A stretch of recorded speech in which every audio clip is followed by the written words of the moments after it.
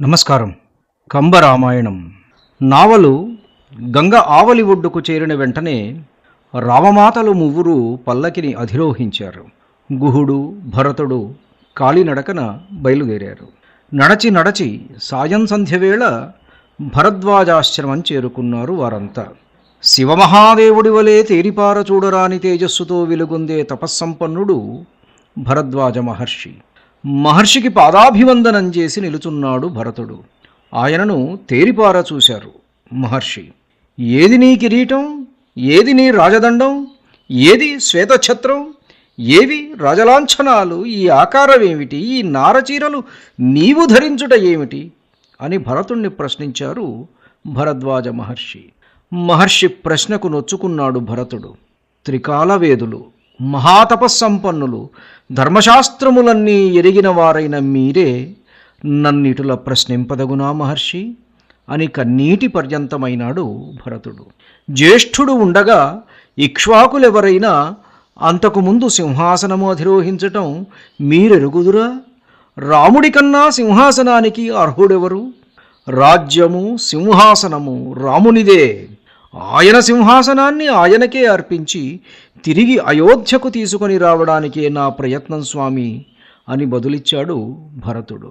మంచి గంధపు మైపూతలతో శరీరము సేదతీరినట్లు భరతుడి మాటలతో అక్కడ చేరిన మునుల మనస్సులు సేదతీరాయి. భరతుడి ధర్మనిష్టకు పొంగిపోయిన మహర్షి పరిపూర్ణ వాత్సల్యంతో ఆయనను దగ్గరకు తీసుకొని గాఢంగా కౌగలించుకున్నారు.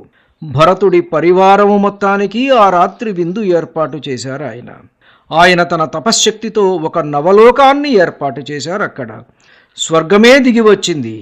అనుభవించిన వాడికి అనుభవించినంత. భరతుడి సైన్యంలో ఏనుగులు, గుర్రాలు సైతం ఆ విందును ఆస్వాదించాయి. తెల్లవారింది. మహర్షి సృష్టించిన స్వర్గం మటుమాయమయ్యింది.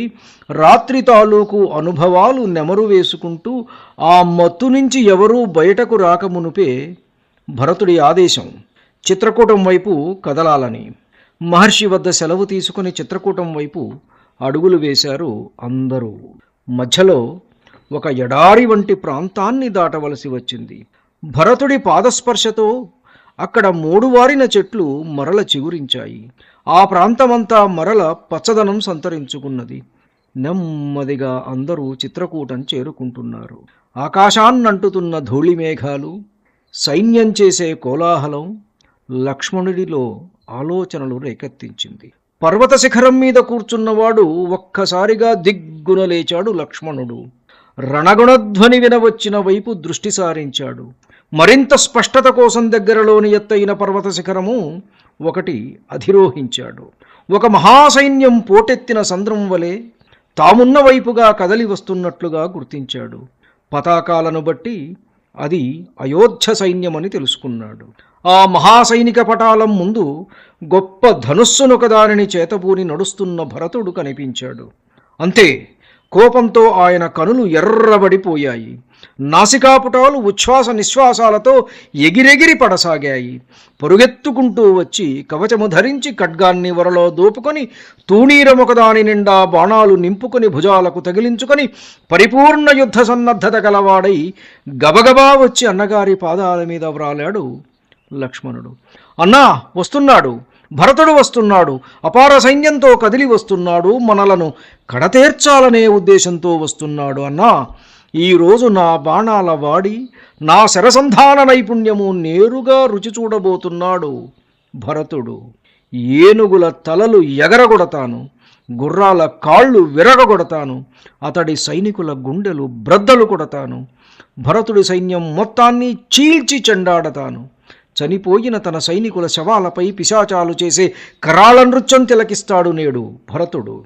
క్షణాలలో వాడి సైన్యాన్ని బూడిద కుప్పగా మారుస్తాను.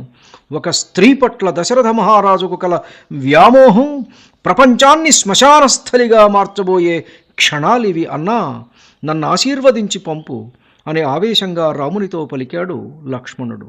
చిరునవ్వుతో శాంతగంభీరంగా తమ్ముణ్ణి చూసి, లక్ష్మణ, చతుర్దశ భువనాలను బూడిద కుప్పగా మార్చాలని నీవు సంకల్పించుకుంటే నిన్న ఆపగలవాడెవ్వడు?